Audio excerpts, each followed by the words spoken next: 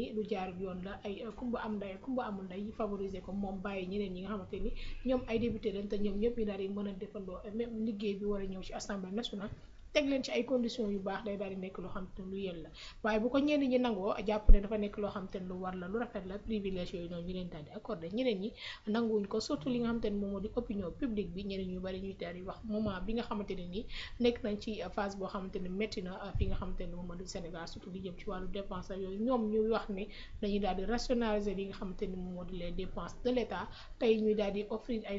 privilège di jënd kenn ku ci nekk député jëndaloo oto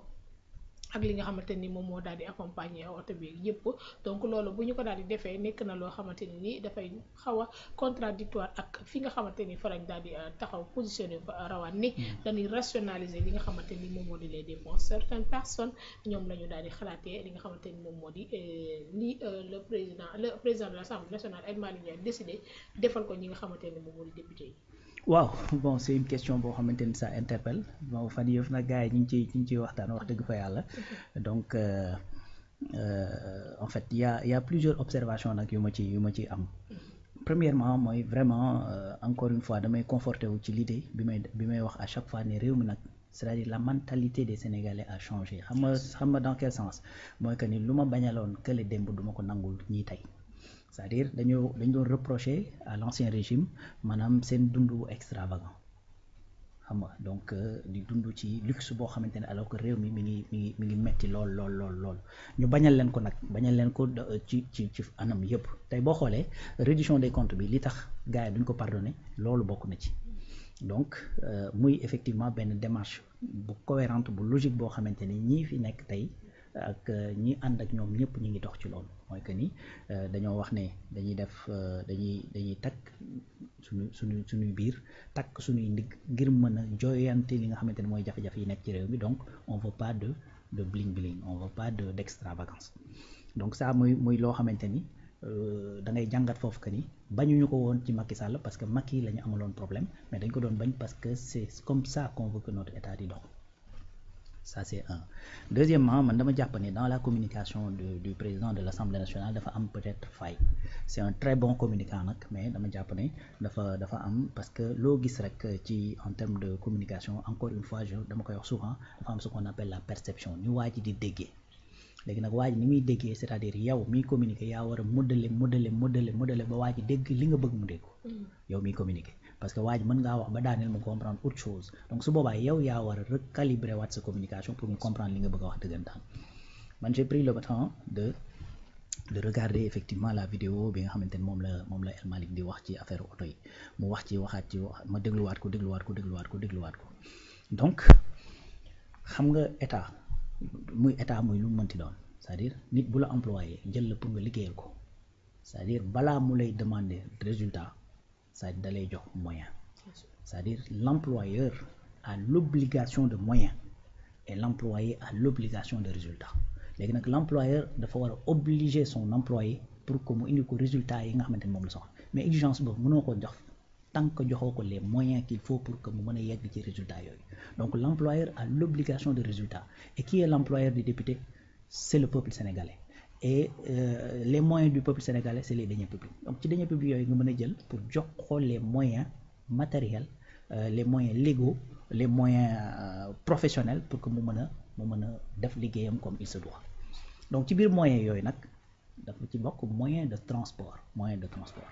léegi par contre fi problème bi nekk mooy incompréhension fi mu ne mooy ndax moyen de transport boobu buñ ko joxee lu mu ñuy coûter foofu la coow li ne léegi nag man la vidéo bi nga en question bi nga xamante ne El Malick mi ngi koy wax dama ko dégluwaat ko El Malick dafa ne dañuy jox député yi 900 000 comme dañ leen di jox 900 000 par mois bu ñu ko cumuler ci mandat bi yëpp ça fait 54 millions par député te 54 millions mën nañ cee am oto la précision est de taille mën nañ cee am oto waxul ne damay dem jëndi oto 54 millions mën nañ cee am oto léegi nag mën nañ cee am oto mën naa nekk deux mën naa nekk ne damay jënd oto 54 millions mën naa nekk ne damay jënd oto boo xamante ni ci biir 54 millions yi lay génn mën nañ cee am la wax donc comme mën nañ cee am nag man li ma jàpp mooy que ni aujourd'hui qu'est-ce qui s'est passé le président de l'Assemblée nationale nous l'a dit dañuy joxe 900 000 ba pare di joxe ay bons d'essence donc bon d'essence ña ngi koy joxe malgré 900 000 parce que dañoo jàpp ne bu ñu la joxee 900 000 mën nga ko dem teg ci banque jënd ci oto mu jox la oto donc boo amee oto boo xamante ni yaa ko jëndal sa bopp effectivement mën nañ la jox bon d'essence pour que nga koy mën di conduire maintenant 900 000 yooyu buñ ko combiner dafay joxe prix boobu léegi qu'est-ce qu'on a fait dañoo dem def appel d'offres jaar par DCMP lu tax l'information est détaillée parce que DCMP dafay saytu marché bi balaa ñu koy joxe donc xool ndax respecté na effectivement ce qu'on appelle la réglementation bi nga xamante ne mooy wax marché boo koy jox da nga koy jox le moins 10 ans le moins 10 ans mooy ki nga xamante ne moo lay proposer le moins cher possible man nag pour man su fekkee da nga am plafond de 54 millions bu fekkee ni le moins 10 ans nga jox le marché ben mënoo koo jox koo xamante ne dafa ëppal 54 millions wala ku matal 54 millions sec man bokk sama logique bopp pour man boo koy jox forcément gars yi xam nañ ne plafond bi 54 millions la te le moins 10 ans nga koy jox man bokk su ma doon concourir ci marché boobu du ma jël sama li may jaay si def ko 54 millions parce que je sais que c'est le plafond dama koy wàññi tuuti même su fekkee 100 francs laa ciy wàññi ki def 54 millions dañ koy mën a maa koy gën a moins 10 ans donc man ci loolu laa jàpp ne effectivement si on revient sur le terme bi le ministre bi El Malick utilisé mooy mën nañ cee am te DCMP effectivement le marché est passé par là-bas donc forcément oto bi dafay jar moins de 54 millions pour man léegi nag man li ma jàpp te jàpp ko mooy que ni 54 millions ci oto dafa bari député yi mën nañoo am oto mais oto bi mën naa bañ a coûter 54 millions mën naa nekk beaucoup moins parce que même bu fekkoon da nga leen jënd oto bu 30 millions c'est-à-dire dans la conscience des gens dañu xam ne au moins économiser nga 24 millions par député lu dëgg donc pour man communication bi foofu rek la xawee am tuuti fay beneen affaire mooy beneen information bu kii joxe El Malick mooy que ni waxtaan nañu ak ñi koy jaay ban accepté nañu ñu fay ko sur 3 ans sur 3 ans donc ce qui veut dire que boo fekkoon da ngay génne 54 millions par député c'est-à-dire lépp doo ko génneendoo d'un coup ci budget bi parce que montant boobu aussi 900 000 c'était déjà prévu dans le budget donc doo ko génne d'un coup qu'est-ce que tu vas faire da nga koy étaler sur 3 ans te encore une fois je me répète c'est pas forcé que les 54 millions la ñuy utiliser pour le véhicule en tout cas man sama njort loolu la moo tax man je reste prudent jusqu'à ce que la commande soit passée jusqu'à ce que effectivement ñu mën a jot ci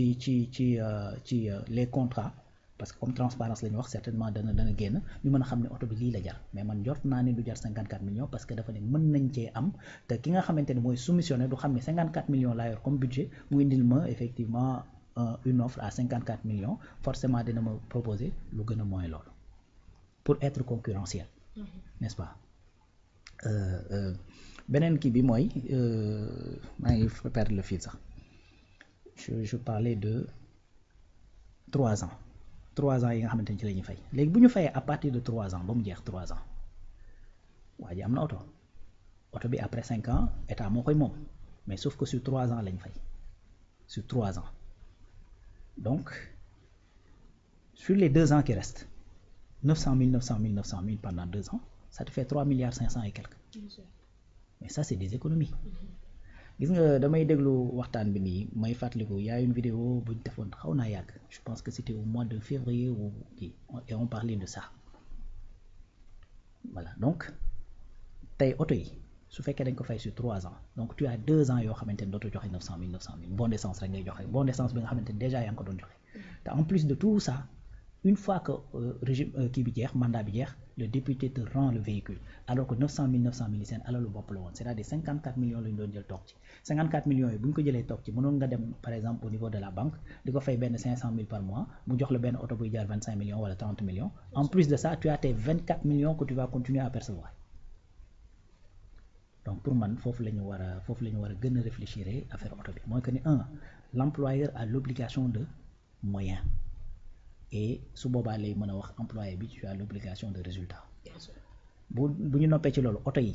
El Malick dafa ne 54 millions yi mën nañ cee am léegi le fait que mu jaar DCMP je me dis que l'histoire des moins 10 ans am na ci te comme am na ci donc li ñuy jënde oto bi mënta yegg 54 millions lu dëgg feneen fi may kiiwee mooy que dañ koy fay sur 3 ans te bu ñu ko fayee sur 3 ans il y a 2 ans de plus yoo xamante ni dangaa waroon di joxe 900 000 su boobaa loolu dafay génn dans le budget et su bee génnee dans le budget ça veut dire que mën nañu njort ne les 2 ans yi desee Assemblée nationale pour que mu loolu le budget dina xaw a wàccaat puisque ay affaire de oto yooyu dootu ci dugg donc man lecture boobu laa ci am moo tax ñi nga xamante ne dañuy alarmé wu ci oto yeeg yooyu man pour man effectivement y a pas de raison de s'alarmer man je suis pas d'accord que ñu jënd oto bu 54 millions parce que oto yu baax a baax yoo xamante ni mën nañ ko am beaucoup moins que loolu mais man damaa njort ne effectivement El Malick est conscient que ni actuellement rationalisation la ñu wax te comme il y a appel d'offres il y a concurrence effectivement ça sera donné au moins 10 ans te bu ñu nee moins 10 ans mënta nekk 54 millions parce que mënoo xam ne waa ji 54 millions la am nga dem indi facture 64 wala 75 millions ñëw teg ko sur la table pour concurrence si loo xamante ni leer na ne waa ji 54 millions la am de plafond. Voilà. En tout cas su ma la suivre bu baax a baax li nga xamante ni moom mu ngi expliqué donc lépp day daal di dellu ci waat rek ni ñoom si seen raisonnement bi ñu nekkoon fi ñu nekkoon logique bi ñu nekkoon rationalisé ñu ngi fa ba tey jóguñu fi nga xamante ni moom la nekk comme ni nga wax rek peut-être ñi nga xamante ni ñoom ñooy alarmé wu ñoom ñoo daal di comprendre carrément que li nga xamante ni moom moo daal di nekk mbir mi assemblée nationale dañ leen di jox oto député dañ leen di jox oto dañ leen jox oto certains se disent que ni c'est abusé lu tax ñu leen di jox ku nekk oto wala nangam parce que comprendre ñu li nga xamante ni moom la logique.